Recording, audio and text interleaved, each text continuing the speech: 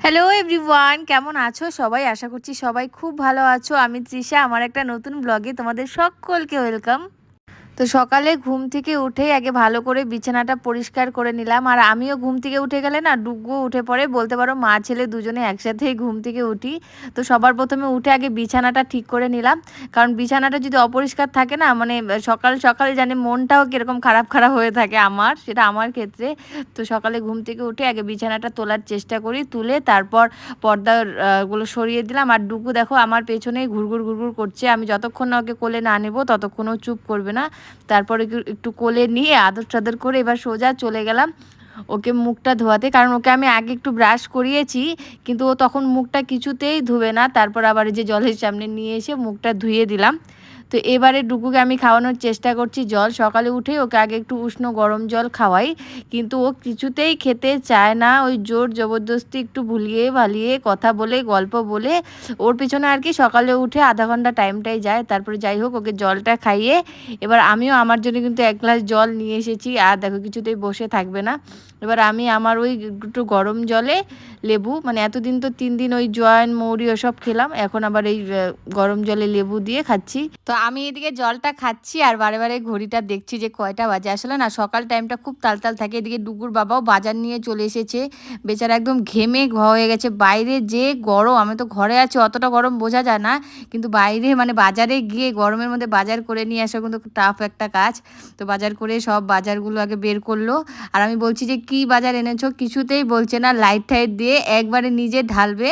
আমি ভেবেছিলাম মাছ হয়তো এনেছে, তারপরে খুলে দেখি মাংস নিয়ে এসেছে, মানে পাঁঠার মাংস। আমি কিন্তু গতকালই বলেছি যে গরমের মধ্যে যে গরম পড়েছে মাংস টাংস নিয়ে এসো না, তাও মাংস নিয়ে এসেছে। আমি কিন্তু সকাল সকাল মাংসটা দেখে একদমই খুশি হইনি। বিশেষ করো গরমের মধ্যে আমার কিছুই এগুলো খেতে ইচ্ছে করে না। তো আমি ডুকুর বাবাকে বারবার বলেই যাচ্ছি, কোনো উত্তর দিচ্ছে না। আগের দিন কিন্তু নিজেই বললো যে হ্যাঁ মাংস টাংস আনবো না। তো আর কি করা যাবে, নিয়ে যখন এসেই পড়েছে। তারপর ডুগুকে বিছানায় তুলে দিলাম, মুখ টুক ধুয়ে। এবার চকলেট নিয়ে খেলতে বসেছে, একটা প্লেটের মধ্যে চকলেট নিয়ে গুবলু মানে ওর ছোটদাদাই দুজনে মিলে এখন বসে খেলছে। আর এদিকে আমি ডুগুর বাবার জন্য একটু ঠান্ডা গরম জল মিক্সড করে, মানে একদম ঠান্ডা না, মিক্সড করে নিয়ে এসে দিলাম। এটা আমার রোজকারের ডিউটি। ডুগুর বাবা বাজার থেকে আসলে আমি এক গ্লাস জল দিই।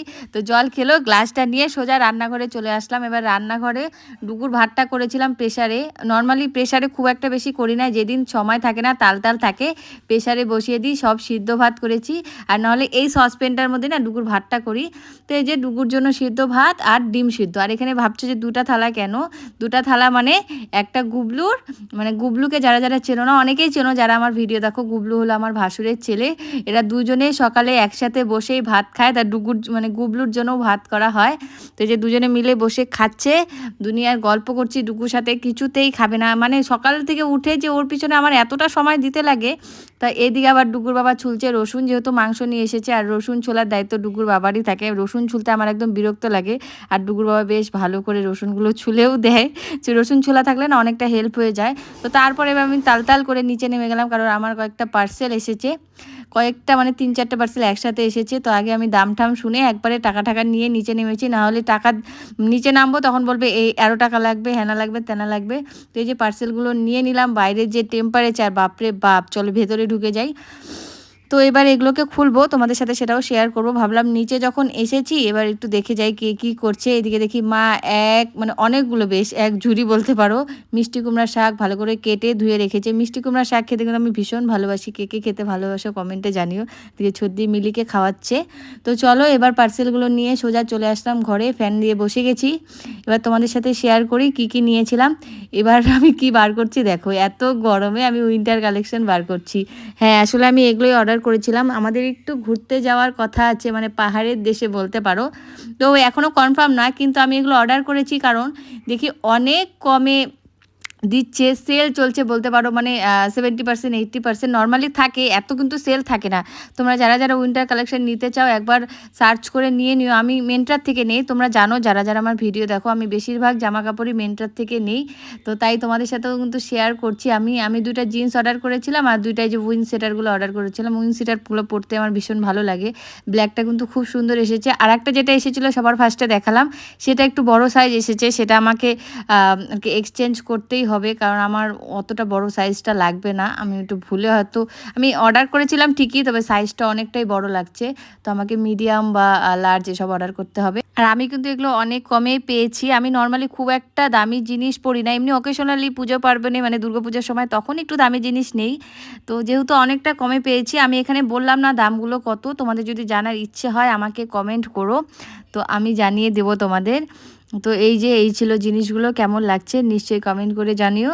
আমার তো সবগুলোই ভালো লেগেছে। আর এদিকে আমি এখন বানাচ্ছি ওই যে পাঁঠার মাংস, লাল লাল ঝাল ঝাল, এখনও লাল লাল ঝাল ঝাল হয়নি, কালারটা আসবে আস্তে আস্তে কষিয়ে নিলে। তো আমি এদিকে গরমে রান্না করতে করতে ঘেমে একদম হয়ে গেলাম, যে গরম পড়েছে মানে অবস্থা ভীষণ খারাপ। এই গরমের মধ্যে আমি জানি না এটা কিভাবে খাবো। তো এই ছিল আজকে ভিডিওটা ভালো লাগলে একটা লাইক করে দিও। চলো টাটা, থ্যাংকস ফর ওয়াচিং।